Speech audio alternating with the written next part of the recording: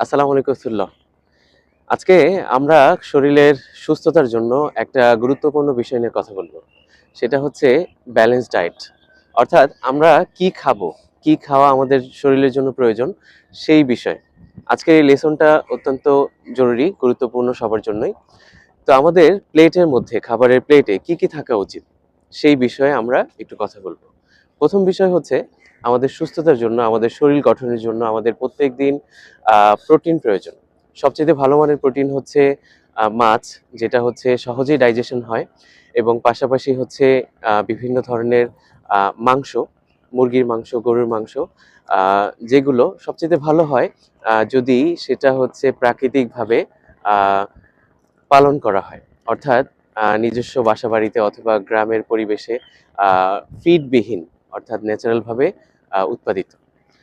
তো প্রোটিন আমাদের কতটুকু খাওয়া উচিত? আমাদের শরীর মেইনটেইন করার জন্য আমাদের প্রতি কেজির জন্য, আমাদের শরীর যদি হয় ৭০ কেজি, তাহলে আমাদের প্রত্যেকদিন হচ্ছে প্রায় ৭০ গ্রাম প্রোটিন খাওয়া প্রয়োজন। প্রতি কেজির জন্য ১ গ্রাম করে। যারা হচ্ছে ওজন বাড়াতে চান, অর্থাৎ বেশি, বেশি ভাত খাওয়ার চিন্তা করেন, তাহলে আপনাদের শরীরের মধ্যে চর্বিই বাড়বে। আপনারা যদি মাংসপেশি তৈরি করতে চান, তাহলে আপনাদের জন্য প্রতি কেজিতে ২ গ্রাম করে প্রোটিন খেতে হবে। এবং পাশাপাশি হচ্ছে ভালো ফ্যাট।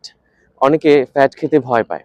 যেটাকে মনে করে যে তার শরীরে কোলেস্টেরল বৃদ্ধি পাবে, হার্ট অ্যাটাক হবে। আসলে এটা ভুল ধারণা। আমাদের ভালো ফ্যাট প্রয়োজন।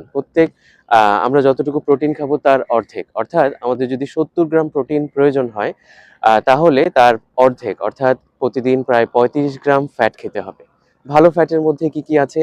যেমন হচ্ছে বিশুদ্ধ ঘি, নারিকেল তেল, অলিভ অয়েল, হ্যাঁ? এগুলো আমরা খেতে পারি। যদি আমাদের এগুলো কেনার সামর্থ্য না থাকে, তাহলে আমরা বিশুদ্ধ ভালো সরিষার তেল খেতে পারি। এটাও ভালো ফ্যাটের একটা উৎস।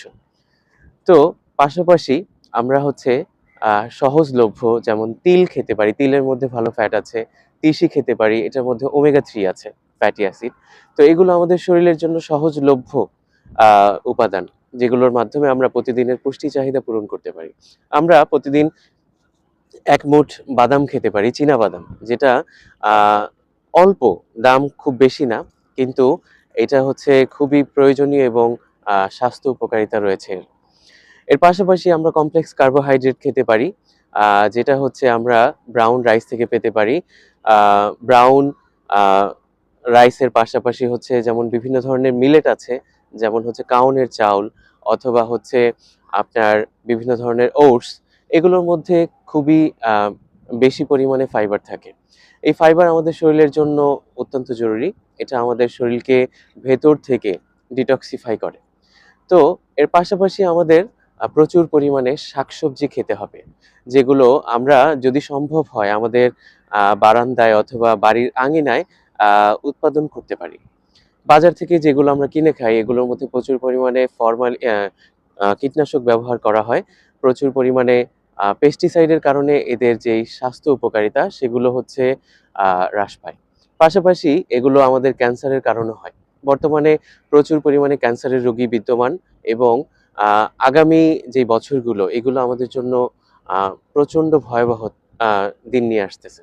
কারণ হচ্ছে আমরা ক্যান্সারের দিকে ঝুঁকছি এবং এখান থেকে পরিত্রাণের জন্য আমাদের নিরাপদ খাবার গ্রহণ করতে হবে। তো আমাদের পর্যাপ্ত আ খাবারের মধ্যে যে সুষম বন্টনটা, সেটা হচ্ছে আমাদের পর্যাপ্ত প্রোটিন থাকতে হবে, আ পরিমাণ মতো ফ্যাট থাকতে হবে এবং কমপ্লেক্স কার্বোহাইড্রেট থাকতে হবে। পাশাপাশি প্রচুর শাকসবজি থাকতে হবে। যেটার মাধ্যমে আমরা ভিটামিন, মিনারেলস সেগুলো পূরণ করতে পারবো। এবং পাশাপাশি প্রতিদিন যেই পানি প্রয়োজন আমাদের, প্রতি কেজির জন্য ৩৫ এমএল। অর্থাৎ আ মোটামুটি ২ থেকে ৩ লিটার পানি আমাদের প্রত্যেকের জন্য প্রয়োজন হবে। আ এটা আমাদের পূরণ করতে হবে প্রতিদিন। তো ব্যালেন্স ডায়েট আমরা যদি মেইনটেইন করি, তাহলে আমরা ইনশাআল্লাহ সুস্থ থাকতে পারবো। আসসালামু আলাইকুম।